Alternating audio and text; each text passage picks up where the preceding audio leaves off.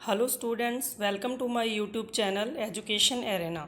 आज हम इतिहास का विभाजन और पाषाण काल से जो रिलेटेड इम्पोर्टेंट क्वेश्चन आंसर है वो करेंगे। लेकिन अगर आपने पहले की वीडियोस नहीं देखी हैं जो इस टॉपिक से रिलेटेड हैं तो डिस्क्रिप्शन बॉक्स में उनके लिंक दिए गए हैं। आप पहले वहाँ से वो लिंक ओपन करके वीडियोस देखें, उसके बाद ये क्वेश्चन आंसर सॉल्व करें। तो चलिए शुरू करते हैं। इस टॉपिक का पहला क्वेश्चन है, कृषि का प्रारंभ हुआ। ऑप्शन नंबर ए पूरा पाषाण काल में, नव पाषाण काल में, मध्य पाषाण काल में, ताम्र पाषाण काल में। तो कृषि का जो प्रारंभ हुआ था अपने पिछली वीडियोस में देख चुके हैं कि वो नव पाषाण काल में हुआ था। तो इसका राइट आंसर है ऑप्शन नंबर बी, नव पाषाण काल में। क्वेश्चन नंबर 2, सोहन संस्कृति किस संस्कृति का दूसरा नाम है?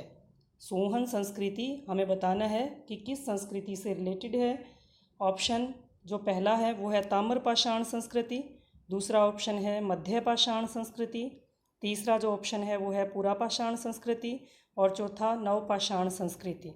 तो सोहन संस्कृति है पूरा पाषाण संस्कृति से संबंधित। पूरा पाषाण संस्कृति में हमने देखा था कि सोहन संस्कृति उत्तर भारत से संबंधित है और मद्रास संस्कृति दक्षिण भारत से संबंधित है। देखते हैं अगला क्वेश्चन, निम्न में से कौन सी विशेषता नवपाषाण युग की नहीं है? स्थायी आवास, मृद भांड, पॉलिश करना, आग का आविष्कार। हमने ये देखा है पहले कि स्थायी आवास मनुष्य इस जो काल है इसका नवपाषाण काल इसमें बनाने लगा है, मृद भांड भी इस काल में बनने लगे हैं, पॉलिश भी उसने करना सीख लिया है, लेकिन आग का आविष्कार उसने पहले ही कर लिया है मध्य पाषाण युग में। तो आग का आविष्कार नवपाषाण युग की विशेषता नहीं है। नेक्स्ट क्वेश्चन, सिंधु घाटी की लिपि की सूचना प्राप्त होती है मोहरों से, आभूषणों से, खिलौनों से, मूर्तियों से। तो इसका जो राइट आंसर है वो है मोहरों से। सिंधु घाटी की लिपि की जो सूचना है मुख्यतः मोहरों से प्राप्त है। नेक्स्ट पांचवा क्वेश्चन, मोहनजोदड़ो में प्राप्त सभी इमारतों में सबसे बड़ी इमारत कौन सी है? सभा भवन, स्नानागार, अन्नागार, इनमें से कोई नहीं। तो इसका जो राइट आंसर है वो है option number C, अन्नागार।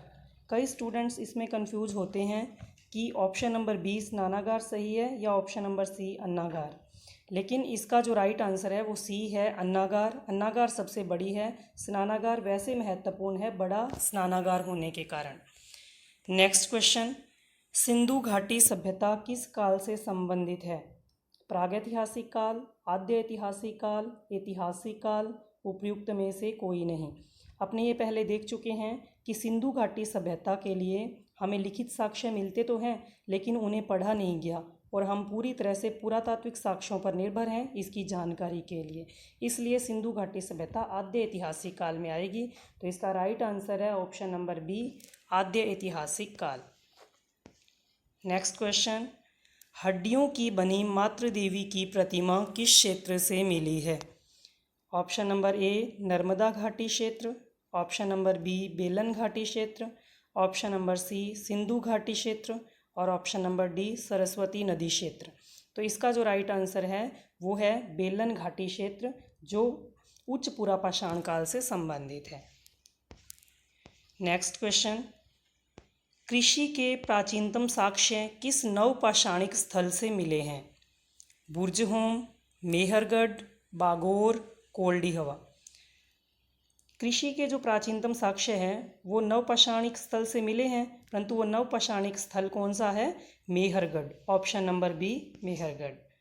Next question, प्रागैतिहासिक काल की जानकारी के लिए इतिहासकार किस पर निर्भर हैं? लिखित साक्ष्यों पर, पुरातात्विक साक्ष्यों पर, ए और बी दोनों ऑप्शन या फिर उपयुक्त में से कोई नहीं। इसका जो राइट आंसर है वो है पुरातात्विक साक्ष्यों पर, क्योंकि प्रागैतिहासिक काल में वही काल आता है जिसके लिखित साक्ष्य उपलब्ध नहीं है। नेक्स्ट क्वेश्चन, मनुष्य द्वारा उपयोग में लाई गई धातुओं का क्रम है, यानी जब धातु युग प्रारंभ हुआ तो सबसे पहले उसने कौन सी धातु उपयोग में ली, उसके बाद कौन सी, उसके बाद कौन सी, इस तरीके से क्रम में बताना है। तो पहला जो ऑप्शन दिया गया उसमें है कांसा, तांबा, लोहा, सोना। दूसरे ऑप्शन में है कांसा, तांबा, सोना, लोहा। तीसरा ऑप्शन है तांबा, कांसा, लोहा और सोना। और चौथा ऑप्शन है तांबा, कांसा, सोना और लोहा। तो इसका जो सही आंसर है वो है ऑप्शन नंबर डी, तांबा, कांसा, सोना और लोहा। हमने देखा है ये कि तांबा सबसे पहले उपयोग में लाया गया धातुओं में और लोहा सबसे अंत में उपयोग में लाया गया। नेक्स्ट क्वेश्चन, निम्न कालों को सही क्रम में संयोजित करें। नवपाषाण काल, ताम्रपाषाण काल, मध्यपाषाण काल, कांस्य युग।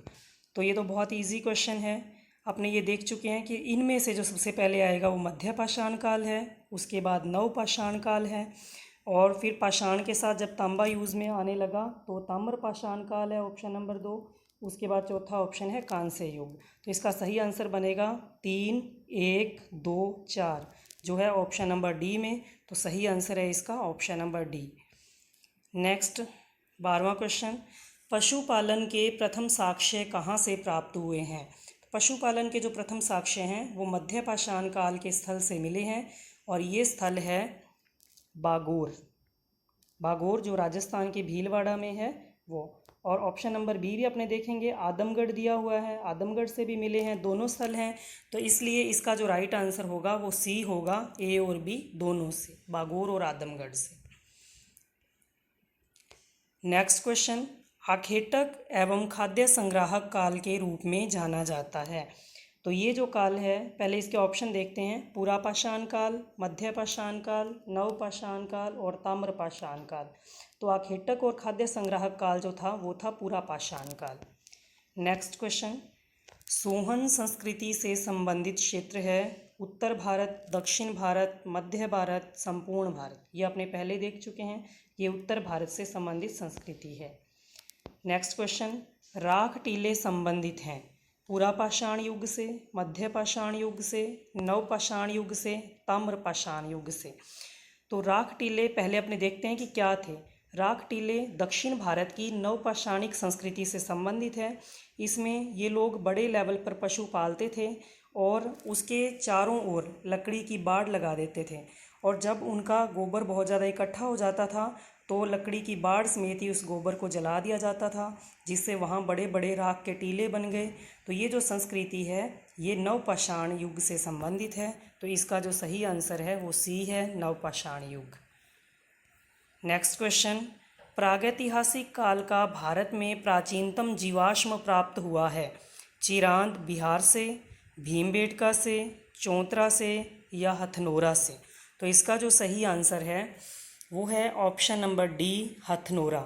ये मध्य प्रदेश का एक स्थल है हथनोरा, जहाँ से भारत में प्राचीनतम जीवाश्म प्राप्त हुआ है।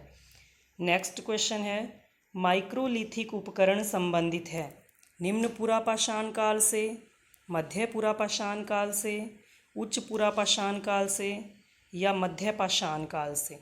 तो अपने जो उपकरण पहले देखे हैं उनमें माइक्रोलिथिक जो उपकरण है वो सबसे छोटे उपकरण हैं, बहुत ही छोटे होते थे ये, इसीलिए इनको नाम दिया गया माइक्रोलिथिक। तो इनमें सभी के उपकरण पहले अपने देख लेते हैं। निम्न पुरापाषाण काल में तो बहुत ही बड़े उपकरण होते थे, और आगे मध्य पुरापाषाण काल में उपकरण छोटे जरूर हो गए हैं, फलकों से बनने लगे हैं, लेकिन बहुत ज़्यादा छोटे नहीं हैं, फलक संस्कृति थी ये। उसके बाद में उच्च पुरापाषाण काल में जो फलक थे उन्हीं से उपकरण बनते हैं और वो तीखे बनाए जाने लगे हैं। इसके बाद में जो मध्यपाषाण काल आया उसमें बहुत छोटे उपकरण बने हैं जिनको माइक्रोलिथिक नाम दिया गया है। तो इसका सही आंसर होगा ऑप्शन नंबर डी, मध्यपाषाण काल।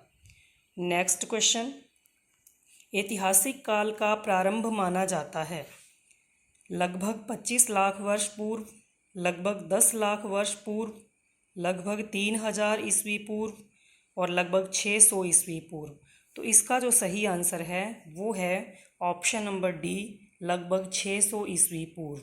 क्योंकि हम देख चुके हैं कि 25 लाख वर्ष पूर्व से तो प्रागैतिहासिक काल प्रारंभ होता है, 3000 ईस्वी पूर्व से आद्य ऐतिहासिक युग प्रारंभ होता है और 600 ईस्वी पूर्व से ऐतिहासिक युग प्रारंभ होता है। नेक्स्ट क्वेश्चन है क्वेश्चन नंबर 19, पालतू कुत्तों को मालिक के साथ दफनाने के साक्ष्य मिले हैं बुर्जहोम से, निवासा से, आदमगढ़ से या मेहरगढ़ से। तो ऐसा साक्ष्य नवपाषाणिक स्थल बुर्जहोम से मिला है। तो इसका सही आंसर है option number A, Burzahom. Next question, पुरापाषाण काल से संबंधित प्रथम हस्तकुठार उपकरण प्राप्त किया था? ऑप्शन है C.L. कार्लाइल ने, रॉबर्ट ब्रूसफुट ने, H.D. सांकलिया ने, लेमेंसुरियर ने।